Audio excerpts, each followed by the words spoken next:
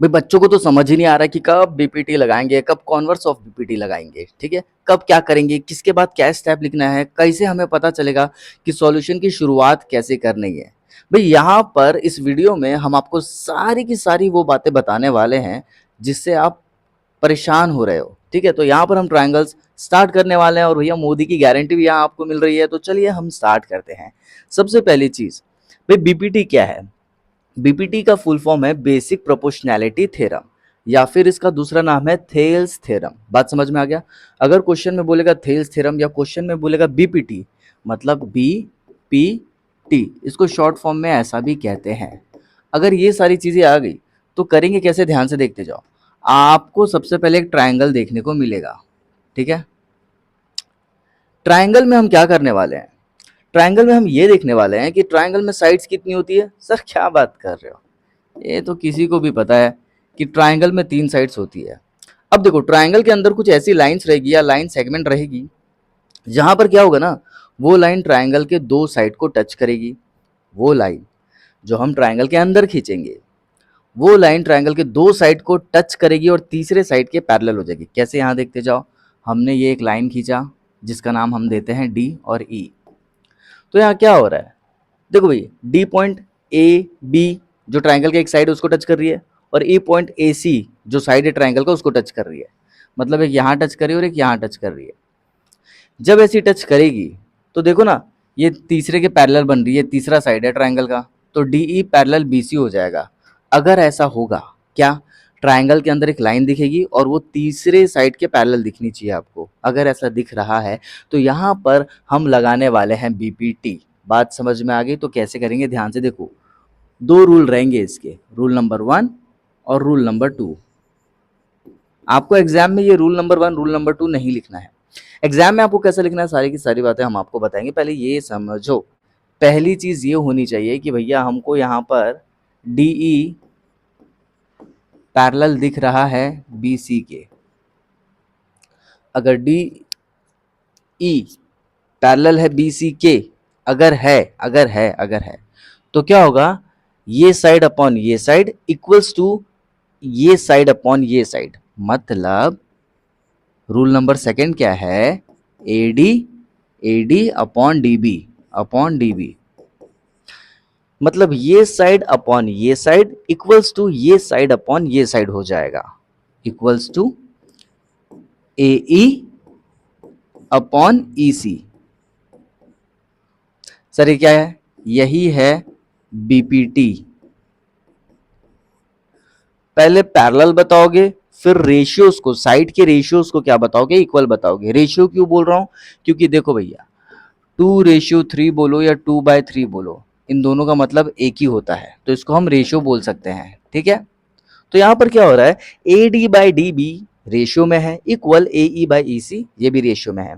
तो ये क्या बोल सकते हैं, प्रोपोर्शनल में है ये, ठीक है। रेशियो है, अगर भैया हम रेशियो को कंपेयर करते हैं तो प्रोपोर्शनल बोलते हैं, इसीलिए तो इसका नाम है प्रोपोर्शनैलिटी थ्योरम। समझ में आई बात? समझ में आई बात? यस सर, समझ में आ गई। आपने बोला कि अगर एक लाइन दूसरी लाइन के पैरेलल हो गई, ट्रायंगल के पैरेलल हो गई, तो ये अपॉन ये इक्वल्स टू वो अपॉन वो करेंगे, और यही होगा हमारा बाय बीपीटी। आपको 10th बोर्ड के एग्जाम में ऐसा ही लिखना है, बीपीटी शॉर्टकट में, बेसिक प्रोपोर्शनैलिटी थ्योरम, ठीक है। यहां तक चीजें क्लियर है? अब आगे देखो, फिर बता रहे हैं, या तो बेसिक प्रोपोर्शनैलिटी थ्योरम करके पूछेगा या तो थेल्स थ्योरम करके पूछेगा, ठीक है। अब देखो इसमें क्या दिख रहा है, सर इसमें दिख रहा है डीई पैरेलल है हमारा बीसी के, तो ये क्या हो जाएगा, AP A D upon D B, D B A E equal में लिखेंगे भाई अपॉन ई सी, और ये हो जाएगा बाय बी पी टी। अगर आपने ये लाइन नहीं लिखी तो आपका मार्क्स कट जाएगा, इसलिए ये लिखना बहुत ज़्यादा ज़रूरी, बताना पड़ेगा भैया कि ये बीपीटी है। अब ट्रायंगल सर एग्जाम में थोड़ा टेढ़ा करके आगे तो कैसा पहचानेंगे, देखो भाई, इसका नाम दे देते हैं पी क्यू आर। आप नहीं दोगे ना तो एग्जाम में नाम दे करके आएगा, टेंशन नहीं लेना, ठीक है। और इसका नाम है मान लो एक्स वाई। कौन किसके पैरेलल दिख रहा है, सर पहला रूल आपने बताया था कि पैरेलल देखेंगे, तो एक्स वाई पैरेलल हो गया क्यू आर के, X Y X Y parallel है क्यू आर के, देखो है पैरेलल, देखो। अब क्या होगा second step, P X upon X Q equals to P Y upon Y R. क्या ये बात क्लियर है? ठीक है, ठीक है। कोई सोचेगा सर आर से शुरू करेंगे, आर से मतलब देखो यहाँ पी से शुरू हुआ है, पी एक्स यहां से शुरू कर रहा है, आर से शुरू करेंगे ना, R Y upon Y P, तो यहां पर नहीं बन रहा है वो चीज, ठीक है, इसलिए हम शुरू यहां से करेंगे। भाई बच्चे ये भी नहीं पता कर पाते कि शुरू कहां से करेंगे। अब देखो ना क्यू पॉइंट और आर पॉइंट कहां जाकर मिल रहे हैं, पी में, तो ऐसे जो कॉमन दिखते हैं ना वहीं से शुरू करना चाहिए। इसलिए देखो यहाँ पर भी पी है, यहाँ पर भी पी है, यहाँ पर देखो बी और सी दोनों जाकर के ए में मिल रहे हैं, इसलिए देखो ना ए से शुरू हुआ और ए से शुरू हुआ। क्या बात समझ में आई? ठीक है, क्लियर है? चलो अब आगे देखो। सर ट्रायंगल अगर और घुमा फिरा के दे दिया तब क्या करेंगे? अगर ट्रायंगल और ज्यादा घुमा फिरा के दे देगा तो क्या करेंगे, देखते जाओ। यहां मान लेते हैं S R T X Y, आप ही बताओ कौन किसके पैरेलल है, आपको ही बताना है कि यहाँ पर कौन किसके पैरेलल है। ठीक है, वो तो दिख ही रहा है, एक्स वाई पैरेलल होगा आर टी के, हुआ। अगर पैरेलल हुआ तो हम क्या बताएंगे, याद रखना यहां से शुरू करेंगे क्योंकि ये दोनों पॉइंट आकर के कहाँ मिल रहा है, एस में मिल रहा है, तो S X upon X R equal S Y upon Y T. समझ में आ गया? क्या लिख देंगे यहाँ पर, बाय बी पी टी। एक और देखते हैं, नाम दे देते हैं यार कुछ भी, A B C P Q. कौन किसके पैरेलल है ये आपको पहचानना है, तो आप बताएंगे सर पी क्यू पैरेलल है किसके, ए बी के। अगर ऐसा है तो देखो ना भाई, ए और बी दोनों आकर के कहाँ मिल रहे हैं, सी में मिल रहे हैं क्योंकि ये इसके पैरेलल है। ठीक है, तो क्या लिखेंगे, C Q upon Q B, C Q upon Q B, और सी पी इक्वल में लिखेंगे C P upon P A. यहां पर आपको लिखना पड़ेगा बाय बी पी टी। अगर आपने बी पी टी नहीं लिखा तो आपके मार्क्स कट जाएंगे, इसलिए आपको लिखना होगा। ठीक है, समझ में आ गया? इसको देख लेते हैं, एक्स वाई जेड और यहाँ पे लिखते हैं पी क्यू। ठीक है, पी क्यू, तो कैसा होगा, कैसा होगा सर, पी क्यू पैरेलल है वाई जेड के, है ये वाई है। ठीक है, और यहाँ पर क्या होगा देखो ना, y और z आकर के मिल रहे हैं x में, तो होगा X Q upon Q Z, X Q upon Q Z equal में लिखेंगे X P upon P Y. समझ में आ गया? वहां लिख देना भैया बीपीटी। ठीक है, आई होप ये सारी की सारी चीजें आपको समझ में आ रही होगी।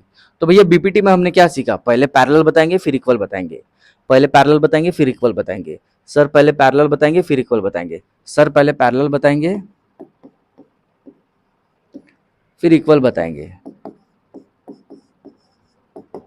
ए ई अपॉन ई सी। समझ में आ गया? ठीक है, ये था हमारा बीपीटी। लेकिन अब हम सीखेंगे कॉन्वर्स ऑफ बीपीटी क्या होता है। ध्यान से देखो, पहले सीखेंगे बीपीटी। सर बीपीटी तो आपने सिखा दिया, एक बार रिवाइज कर लो बेटा। इसी की अगर हम बात करें डायग्राम की, तो कौन किसके पैरेलल है, डीई पैरेलल है बीसी के, तो यहां प्रोपोर्शन क्या बनेगा, एडी अपॉन डीबी इक्वल एई अपॉन ईसी। सर ये क्या है, ये है बीपीटी, ऐसा लिखना पड़ेगा। तो हमने यहां पर क्या सीखा बेटे, बीपीटी। अब सीखेंगे कॉन्वर्स ऑफ बीपीटी क्या होता है, बहुत इजी है, ध्यान से देखना।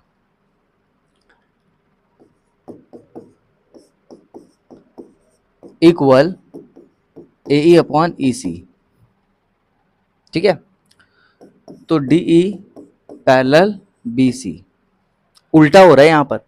पहले देखो हमने पैरेलल बताया, अगर पैरेलल है देन उसका जो रेशियो है इक्वल होगा, ये था बीपीटी। पैरेलल पहले बताए, इक्वल बाद में बताए। यहां देखो कॉन्वर्स ऑफ बीपीटी में अगर इक्वल है तो पैरेलल होगा। समझ में आ गया कॉन्वर्स क्या है, बीपीटी का उल्टा है कॉन्वर्स ऑफ बीपीटी। पहले पैरेलल बताए फिर इक्वल बताए, यहां देखो पहले इक्वल बताएंगे फिर पैरेलल बताएंगे। सर हमको समझ में तो आ गया आप क्या कह रहे हो, लेकिन एग्जाम में कैसा करेंगे, कैसे क्वेश्चन को पहचानेंगे कि कहाँ बीपीटी लगने वाला है और कहाँ कॉन्वर्स ऑफ बीपीटी लगने वाला है। बीपीटी बस ध्यान रखो, पैरेलल है तो इक्वल है, खत्म। पैरेलल है तो इक्वल होगा, पैरेलल है तो इक्वल होगा, इक्वल है तो पैरेलल होगा। कैसे ध्यान में रखेंगे, बीपीटी बस ध्यान में रखो और इसको उल्टा कर दोगे तो आपका हो जाएगा converse of BPT. I hope आपको ये सारी की सारी चीजें समझ में आ गई होगी। अगर वीडियो में सारी चीजें आपको समझ में आ रही है तो अपने फ्रेंड्स के साथ इसे शेयर करना भूलना नहीं है, ठीक है। अब थोड़ी देर के लिए आप भूल जाओ कि अब हम कॉन्वर्स कर रहे हैं, थोड़ी देर के लिए भूल जाओ हम कॉन्वर्स नहीं कर रहे हैं। देखो भाई, आपके सामने क्वेश्चन 2 मार्क्स का कैसे आएगा या 1 मार्क का कैसे आएगा वो भी देख लेते हैं। भाई यहाँ पर 4 साइड है, 1 2 3 4 है तो और भी, लेकिन क्वेश्चन कैसे आएगा वो भी तो समझना पड़ेगा ना। मान लो ये 2 सेंटीमीटर दिया है, ये 4 सेंटीमीटर दिया है और ये 8 सेंटीमीटर दिया है और ये आपको निकालने बोलेगा। समझ में आ गया। 4 में 3 चीजें दी रहेगी, चौथी निकालनी पड़ेगी। तो कैसे निकालेंगे, पहले आपने बताना है डीई पैरेलल होगा बीसी के, बताओगे और इसके पहले लिखोगे गिवन इन ट्रायंगल, क्या है भैया ट्रायंगल का नाम, एबीसी। ठीक है, यहां तक चीजें क्लियर है। इन ट्रायंगल एबीसी, डी अगर पैरेलल है बीसी के तो क्या होगा, आपने तो बताया था sir, AD upon DB equals AE upon EC. हो गया, वैल्यूज पुट कर दो। एडी की वैल्यू कितनी है सर, 2 है, तो एडी की जगह लिखेंगे 2 अपॉन डीबी कितना है सर, डीबी 8 है, 8 है इक्वल्स टू एई कितना है भैया 4 सेंटीमीटर है तो 4 लिखेंगे। ईसी क्या है नहीं पता, ईसी नहीं पता, ईसी निकालना है। मुझे पता है यहाँ तो ये कटेगा, लेकिन कभी कभी क्वेश्चन में कटेगा नहीं तो करेंगे कैसे, देखो क्रॉस मल्टीप्लीकेशन करो। ठीक है, क्रॉस मल्टीप्लीकेशन तो आपको आता होगा, ईसी यहाँ जाएगा और 8 उधर जाएगा। ठीक है भाई, ये तो आता ही होगा, तो करेंगे कैसे, देखो ईसी यहाँ जाएगा, ईसी इंटू 2 इक्वल्स टू 8 उधर चले जाएगा, EC equals to 4 into 8 upon 2 आ जाएगा नीचे, कटा 2 2 जा 4, 2 8 जा 16, 16 सेंटीमीटर। कैसे पता चला सेंटीमीटर, क्वेश्चन से चीटिंग करना। क्वेश्चन में अगर सेंटीमीटर दिया है तो आंसर में सेंटीमीटर लिखेंगे, क्वेश्चन में मीटर दिया है तो मीटर लिखेंगे। बात समझ में आ गई। तो ईसी की वैल्यू हमारी यहाँ पर आ गई है 16 सेंटीमीटर। आई होप आपको ये सारी चीज़ें समझ में आ रही होगी।